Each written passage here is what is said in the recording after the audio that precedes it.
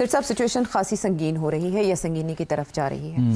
ہم نے کل پریزیڈنٹ ٹرمپ کے جو 20 پوائنٹ ایجنڈا تھا یا آفر تھی یا جو بھی معاہدہ ہوا بات چیت ہوئی اس کے اوپر ڈیٹیل میں بات کی اور 72 گھنٹے کا وقت دیا گیا تھا کہ حماس اس کے اوپر رسپونڈ کرے. آپ نے کل بتایا آفیشیلی انہوں نے کوئی جواب نہیں دیا تو ابھی تک نہیں آیا آفیشیلی, بٹ کچھ سورسز یہ بتا رہے ہیں کہ کچھ ریویژنز حماس کو چاہیے.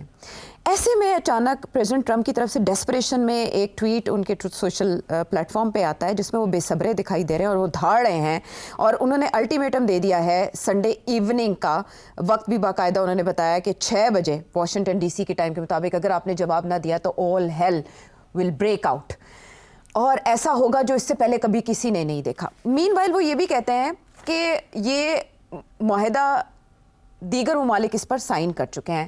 حالانکہ قطر کے وزیر اعظم کی طرف سے بھی ریزرویشن شو کی گئی اور پاکستان کے وزیر خارجہ بھی بتا رہے ہیں کہ یہ وہ نہیں ہے جو ہم سے ایگری کیا گیا. تو اس دھمکی کی کیا حیثیت ہے پھر؟ دیکھیے سچویشن بہت اب خطرناک ایریا میں جا رہی ہے. کل کے پروگرام میں نے یہ کہا تھا کہ حماس ٹوٹلی آؤٹ رائٹ اس کو ریجیکٹ نہیں کرے گا, نہ ہی ایکسیپٹ کرے گا, اور وہ ٹائم گین کرنے کی کوشش کرے گا, کچھ آبجیکشنز لگائے گا اور پھر یہ بات کو آگے بڑھائے گا.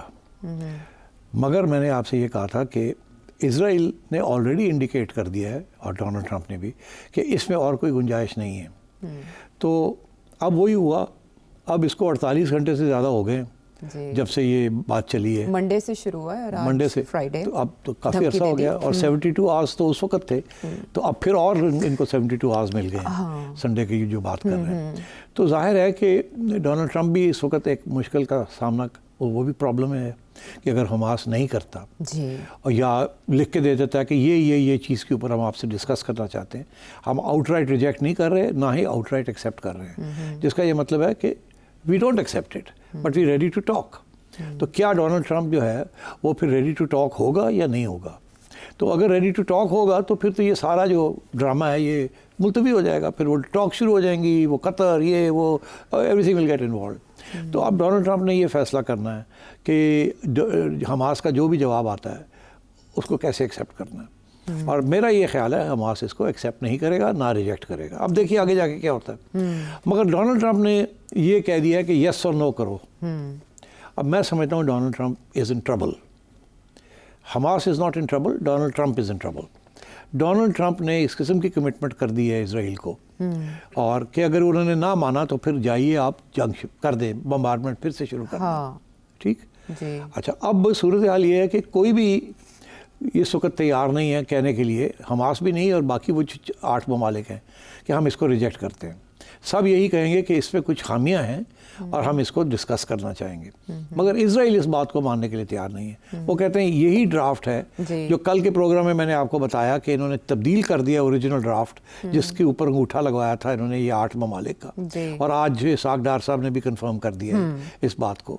اور اسرائیل یہی چاہتا ہے کہ بس جو ہم کہتے ہیں وہی ہو, اور یہ جو ڈرافٹ اس وقت ہے یہ اسرائیلی ڈرافٹ ہے, یہ وہ ڈرافٹ نہیں ہے جو کہ ان کے جس کے اوپر اتفاق ہوا تھا.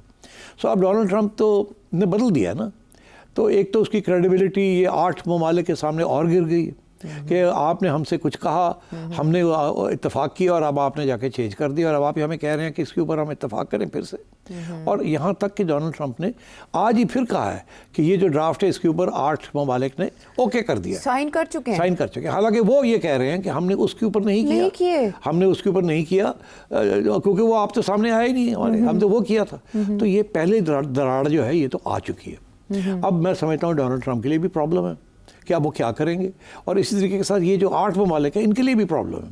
آج جو سچویشن ہوئی ہے وہ یہ کہ اسحاق ڈار صاحب نے بات کی اور کہا جی ہم نے تو ڈرافٹ بنا لیا تھا اور اپنا کامنٹ کر دیا تھا. اسحاق ڈار صاحب کا ایگزیکٹلی کیا کہنا تھا سنتے ہیں. جمعے کو رات کو جب میں وہاں سے نکل رہا تھا تو یہ فائنل جو ڈرافٹ بنا 8 ملکوں کی طرف جو ڈرافٹ بنا, فیصلہ ہوا کہ جی اب اس کو دوسری طرف ایز پر انڈرسٹینڈنگ ہم بھیج دیں کہ جی ہمارا یہ ڈرافٹ ہے as a counter draft to you. اگلے دن کیونکہ 8 گھنٹے 9 گھنٹے کا سفر تھا تو مجھے کنفرم کر دیا گیا کہ امریکن سائڈ کو ڈرافٹ مل گیا ہے. یہ سیٹرڈے کا دن. یہی ایک راستہ تھا کہ جہاں یونائٹڈ نیشن فیل ہو گیا, جہاں سیکورٹی کاؤنسل فیل ہو گئی, جہاں عرب ممالک خود فیل ہو گئے جوائنٹلی, جہاں OIC فیل ہو گئی, جو اسلامی تنظیم 157 मुल्क की है, सेकंड लार्जेस्ट मल्टीलैटरल फोरम, तो फिर क्या रास्ता था? तो अगर आप इसहाक डार साहब का बयान सुने तो आपको क्लियर नज़र आ रहा है कि ये मुश्किल, इनके लिए मुश्किलात पैदा हो गई हैं, क्योंकि ट्रंप ने जाके कुछ और कर दिया है। उसने इजराइल का ड्राफ्ट ले लिया, इनका ड्राफ्ट नहीं लिया।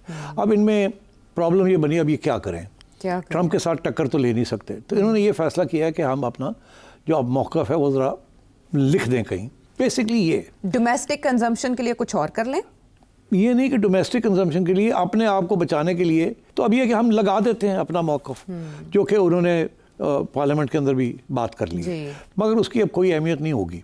ये सिर्फ अपने आप को टू सेव देयर स्किन, उसने जो काम करवाना था करवा लिया, इन्होंने अपने ड्राफ्ट दे दिया, उसने जाओ ये इजराइल का ड्राफ्ट चलेगा। अच्छा। तो अब ये क्या करेंगे बेचारे?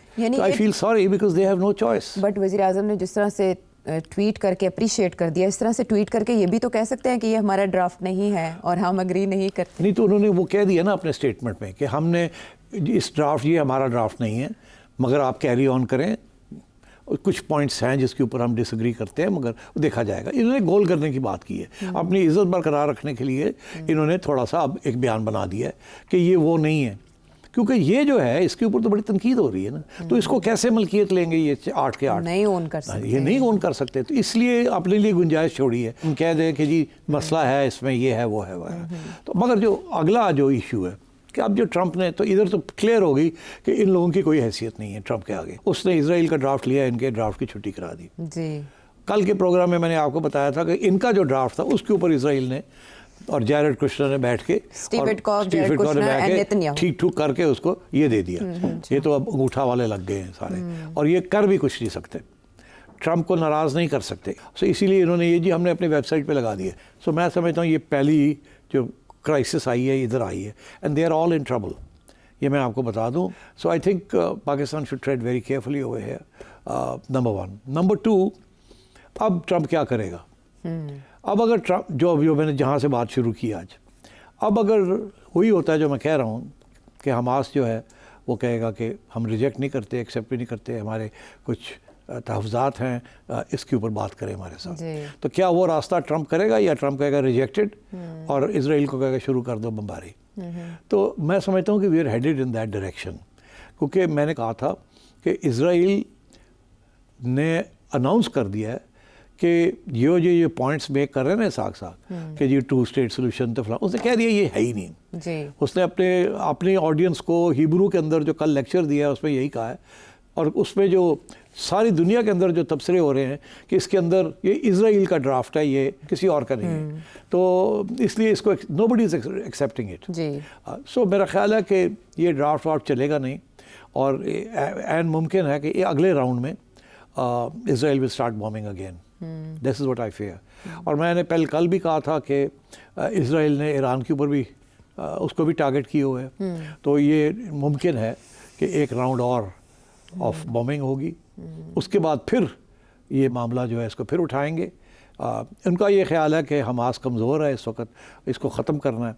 और कल के प्रोग्राम में मैंने आपसे कहा था कि कभी भी हमास अग्री नहीं करेगा हथियार गिराने के लिए, ये हमेशा आखिरी स्टेज होती है, पहली स्टेज ये नहीं होती। तो ये तो पहली स्टेज में चाहते हैं, ये होगा नहीं। उसकी वजह ये है कि ये उनको ट्रस्ट नहीं करते, वो इनको ट्रस्ट नहीं करते। आज वो हथियार गिरा देता है जी, और चले जाते हैं सारे बाहर छोड़ के, तो इजराइल कहता है ठीक है अब हमने ले लिया, सब कुछ ख़त्म हुई बात, अब हमारा मकसद, तो क्या कर लेंगे? फिर तो लड़ भी नहीं सकते, तो ये तो देल भी है तो मर्सी ऑफ इजराइल कम्प्लीटली, तो they never agree to this. मगर उनके पीछे ईरान खड़ा है, उनके पीछे और कोई मुस्लिम ममालिक नहीं खड़ा, उनके पीछे ईरान खड़ा है। ईरान को डिस्ट्रॉय करना पड़ेगा, उसको रोकना पड़ेगा।